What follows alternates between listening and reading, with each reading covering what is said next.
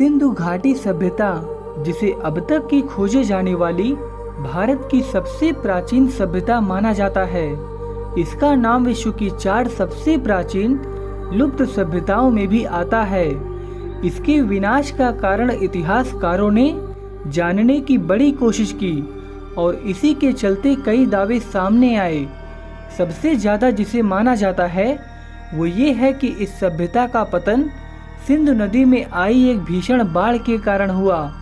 वहीं आईआईटी खड़गपुर के शोधकर्ताओं ने शोध में ये दावा किया कि 900 साल तक सूखा झेलने के कारण ही सिंधु घाटी सभ्यता का पतन हो गया था।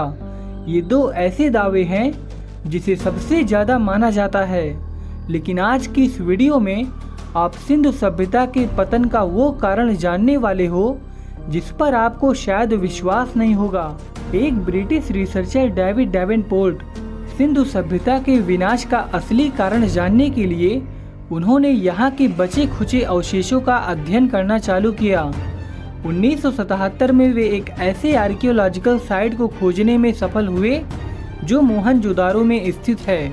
यहाँ पर जमीन पर बिखरी ईंटें और खुदाई में मिले अवशेषों का विशेष रूप से अध्ययन करने के बाद डेविड ने अपनी पुस्तक एटॉमिक डिस्ट्रक्शन में लिखा कि सिंधु घाटी सभ्यता के एक शहर मोहनजोदारो में एक ऐसा स्थल है जहाँ पर कुछ ऐसे प्रमाण मिल रहे जो ये बताते हैं कि यहाँ की मिट्टी ने एक्सट्रीम लेवल की हीट को फेस किया है।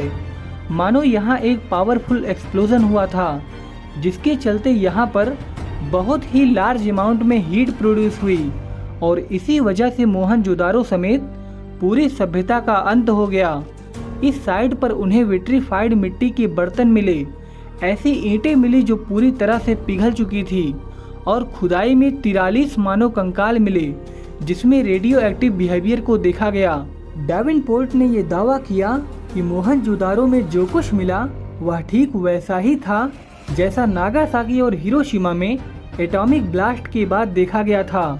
2014 में एक मिनरोलॉजिस्ट डॉक्टर सैम आयंगर ने मोहनजोदारो में खुदाई के दौरान मिले टूटे फूटे मिट्टी के बर्तन का एक छोटा सा टुकड़ा लिया और इसे अपनी लेबोरेटरी में टेस्ट के लिए रखा।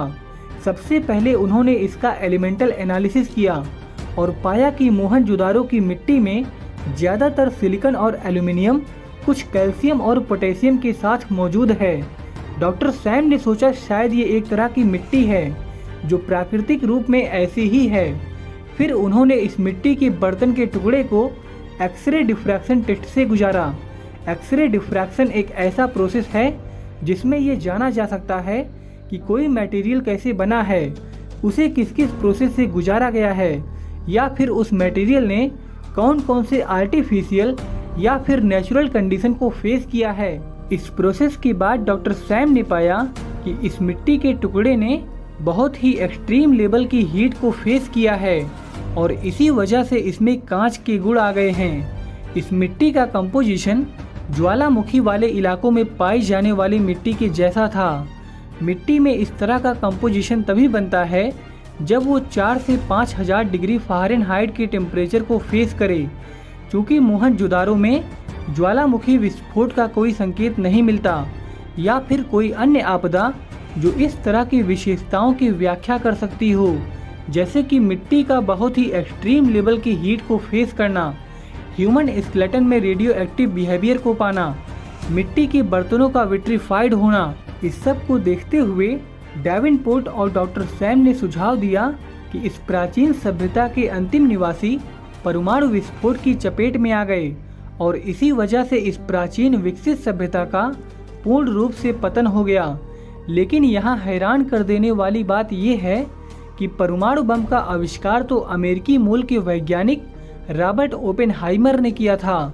इनकी देखरेख में पहला एटम बम परीक्षण सोमवार 16 जुलाई 1945 को अमेरिका में किया गया था।